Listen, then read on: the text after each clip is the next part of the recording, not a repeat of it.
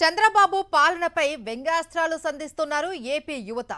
పేదరికాన్ని నిర్మూలించడమే చంద్రబాబు లక్ష్యమని, అందుకోసమే మెడికల్ కాలేజీలు ప్రైవేటు పరం చేయడం, ఆరోగ్యశ్రీని పక్కన పెట్టడం లాంటివి చేస్తూ ఉన్నారని ఎద్దేవా చేశారు.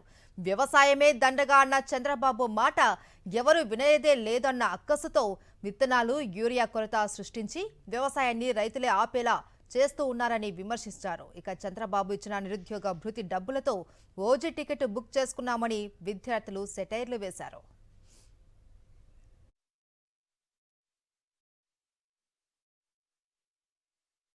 విజనరీ అంటేనే పేదవాళ్ళని సర్వనాశనం చేయడానికి అతని లక్ష్యం, మెయిన్ లక్ష్యం. అందుకు కాబట్టి మెడికల్ కాలేజీలని ప్రైవేటు పరం చేయడం. ప్రైవేటు పరం చేసేదంటే పేదలు దాంట్లో పోయి చదువుకోలేరు. అందుకు కాబట్టి అతను ప్రైవేటు పరం చేస్తున్నాడు. ఒక్క ఉన్నోళ్ళే దాంట్లో చదువుకోగలరు.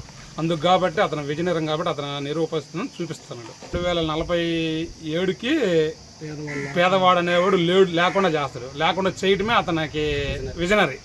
బీటెక్ కంప్లీట్ చేశాను. బీటెక్ అయిపోయాక నాకు నిరుద్యోగ వృత్తి నిన్నే పడ్డాయి 3000. పడ్డాక నేను ఓజీ సినిమా టికెట్లు కూడా బుక్ చేసుకున్నాను. నేను ఆ డబ్బులతోటి మా ఫ్రెండ్స్లో కూడా ఇంకొక ఇద్దరు కూడా బుక్ చేశాను.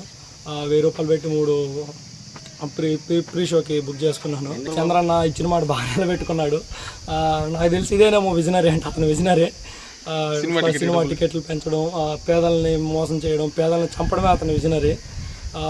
అన్నీ ప్రైవేటీకరణ చేసేస్తున్నాడు. ఒక మెడికల్ కాలేజీలు కానీ, వైజాగ్ స్టీల్ ప్లాంట్ కానీ ప్రతి ఒక్కటి ప్రైవేట్ చేస్తున్నాడు. పేదల్ని నిర్మూలించడమే అతని యొక్క విజనరీ అని నేను అనుకుంటున్నాను. విజనరీ అంటేనే రైతుల్ని నాశనం చేయడం. ఎరువులు అనేది, యూరియా అనేది పూర్తిగా ఆపేసి రైతులందరినీ నానాక ఇబ్బందులు పాలు చేశాడు. దీనివల్ల రైతులు కొన్ని చోట్ల పంటలు వేయటమే అసలు పూర్తిగా ఆపేశారు. రైతు అనేది అసలు వెన్నెముక, రాష్ట్రానికి వెన్నెముక లాంటి వాడు. అలాంటి రైతునే ఈ విధంగా అసలు వ్యవసాయం అనేది పూర్తిగా ఆపేయడమే అతని విజనరీ తప్ప ఇంకోటేం లేదు.